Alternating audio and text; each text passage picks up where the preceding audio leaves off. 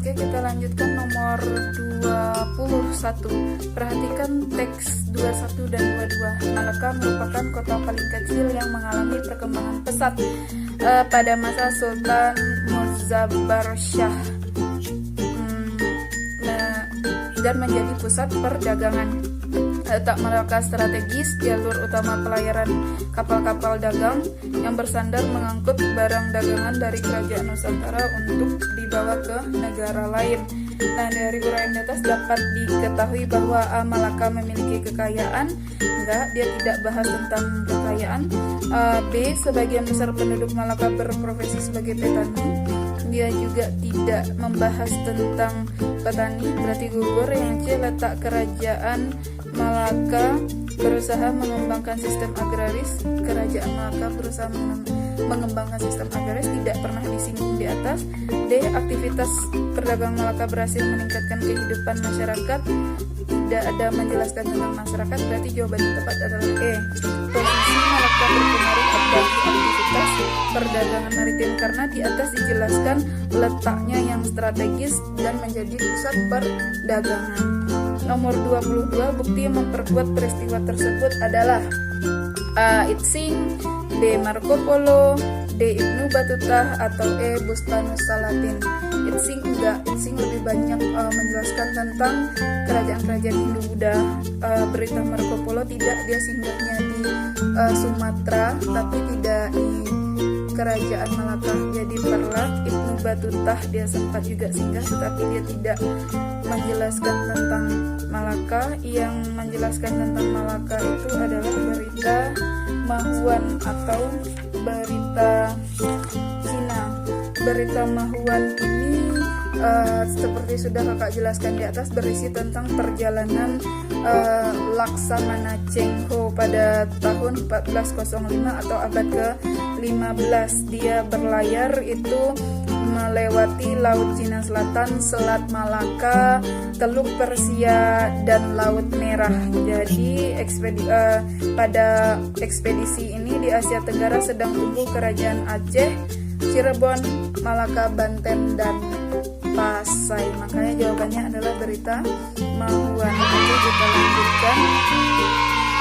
Nomor 23, Islam dijadikan agama resmi di kerajaan Ternate pada masa kekuasaan A. Sultan Zainal Abidin, B. Sultan Hairun, C. Sultan Ba'abullah, D. Sultan Hasanuddin, E. Sultan Agung Hasanuddin, dan Agung kita buang karena Hasanuddin dari Makassar, Agung dari Mataram Islam. Nah, 3 di A, B, dan C itu memang dari Ternate, tetapi yang menjadikan Islam sebagai agama resmi adalah Sultan Zainal Abidin atau yang A. Masih semangat nih, semangat ya. Nah, 24, Kerajaan Demak mengalami masa kejayaan pada masa Sultan Trenggano. Kalau di Jawa disebutnya Trenggana, kalau di Sumatera biasanya disebut sorry ya, di Jawa itu Trenggono, di Sumatera ada yang nyebut Trenggana ya, cuma A diganti dengan masa kejayaan Demak ditandai dengan A. Pembentukan kerajaan kecil di Jawa, B. Penguasaan perdagangan di bandar perdagangan Malaka, C. Pengambil alihan Sunda Kelapa, D. Penyebaran kesenian wayang dilakukan oleh Wali Songo, atau E. Penyatuan kerajaan Pajajaran dan kerajaan Demak. Apa kira-kira jawabannya? Ada yang tahu? Jawaban yang paling tepat itu menandai puncak kejayaannya itu adalah yang C, di mana itu mengutus Fatahillah untuk merebut Sunda Kelapa dari tangan Portugis.